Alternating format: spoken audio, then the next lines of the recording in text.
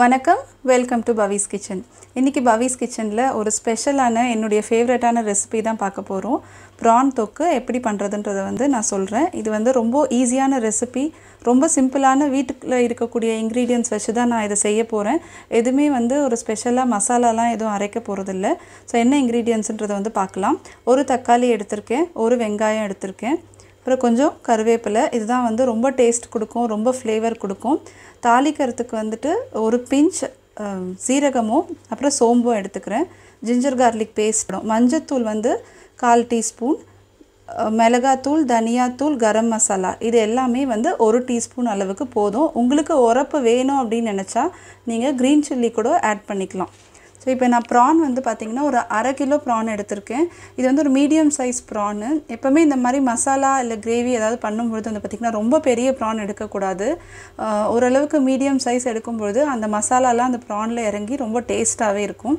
So உப்பு தேவையான அளவு. இப்போ இதெல்லாம் வச்சு நம்ம எப்படி பண்ணுறதுன்றது பார்க்கலாம். இப்போ ஒரு பேனில் தேவையான அளவு எண்ணெயை ஊற்றி அந்த எண்ணெய் சூடிப்புக்கு சீரகத்தையும் சோம்பையும் போட்டுடுறேன். ஆட் பண்ணிக்கலாம். இந்த வெங்காயம் கொஞ்சம் ப்ரௌன் ஆகிற வரைக்கும் நல்லா வதக்கி எடுத்துக்கலாம். கொஞ்சம் நல்லா பச்சை வாசனைலாம் போய் நல்லா வதங்கிருச்சு. இப்போ இந்த நேரத்தில் இந்த இஞ்சி பூண்டு பேஸ்ட்டை போட்டுடலாம். தக்காளியை ஆட் பண்ணிடுறேன். இதை மூடி போட்டு இந்த தக்காளி நல்லா குழையிற வரைக்கும் வேக வச்சுக்கலாம்.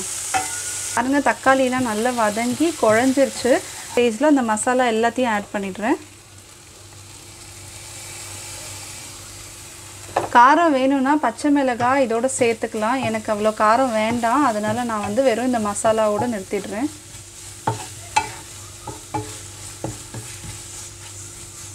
இப்போது இதை மூடி போட்டு ஒரு 5 மினிட்ஸ் அந்த பச்சை ஸ்மெல் போகிற வரைக்கும் வேக வைக்கலாம்.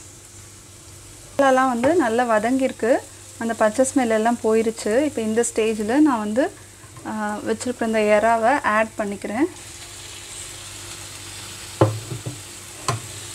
இப்போ இதோடு சேர்த்து நல்லா இந்த மாதிரி கிளறி விட்டுக்கலாம்.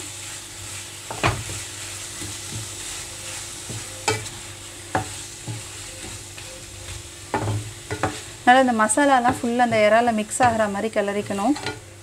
கொஞ்சம் உப்பு சேர்த்துக்கிறேன். உப்பு எனக்கு அளவு தெரியும். இப்போ இதை மூடி போட்டு தண்ணி விடாமல் வேக வைக்க போகிறோம். ஒரு 10 நிமிஷம் வேகட்டும். சிம் ஃப்ளேமில் வச்சுருங்க, அப்போ தான் அடி பிடிக்காது. இந்த இறாலேருந்து நிறைய தண்ணி விடும். அந்த தண்ணியெல்லாம் விட்டு அது மறுபடியும் நல்லா ட்ரை ஆகணும். அது வரைக்கும் இதை நம்ம குக் பண்ணணும். இப்போ பாருங்கள், இதில் தண்ணி எப்படி விட்டுருக்கு பாருங்கள். இந்த மாதிரி தான் தண்ணி விடும், ப்ரான்லேருந்தே தண்ணி விடும். அதனால் தண்ணியே ஆட் பண்ண வேண்டாம். இப்போ இந்த தண்ணியெல்லாம் நல்லா வற்றி அதை நல்லா கொஞ்சம் சுண்டணும். அது வரைக்கும் இதை ஒரு சிம் தீயில் வச்சு வேக வைக்கணும். இப்போது பாருங்கள், இந்த தண்ணியெல்லாம் வற்றிருச்சு. நல்லா கொஞ்சம் இன்னும் கொஞ்சம் சுக்காவாக மாறணும். அதனால் இப்போ இந்த ஸ்டேஜில் நான் கருவேப்பிலை ஆட் பண்ணுறேன். ஏன்னா கருவேப்பிலை ஃபஸ்ட்டு எண்ணெயில் ஆட் பண்ணக்கூடாது, அது ரொம்ப வதங்கி ஒரு நல்ல டேஸ்ட் எல்லாம் இந்த கிரேவியோடு இறங்கும். இப்போ இன்னும் கொஞ்சம் இது இன்னும் கொஞ்சம் ட்ரை ஆச்சுன்னா நல்லாயிருக்கும். ரெடி ஆயிடுச்சு, இது நல்லா ட்ரை ஆயிடுச்சு. இந்த அளவுக்கு ட்ரை ஆனோன்னா போதும். இப்போ இதை எடுத்து சர்வ் பண்ணிக்கலாம். ப்ரான் தொக்கு ரெடி ஆயிடுச்சு. பார்க்கவே ரொம்ப கலர்ஃபுல்லாக இருக்குது, நல்ல மணமாகவும் இருக்குது. இதை ட்ரை பண்ணி பாருங்கள். கண்டிப்பாக நான் கேரண்டியாக சொல்கிறேன், எல்லாருக்கும் ரொம்பவே பிடிக்கும். இது ரொம்ப ஈஸியாக ஃபாஸ்ட்டாக செய்யக்கூடிய டிஷ்ஷு. நீங்கள் யாராவது கெஸ்ட் இருந்தாங்கன்னா இந்த மாதிரி செஞ்சு நீங்கள் அவங்களெல்லாம் அசத்தலாம்.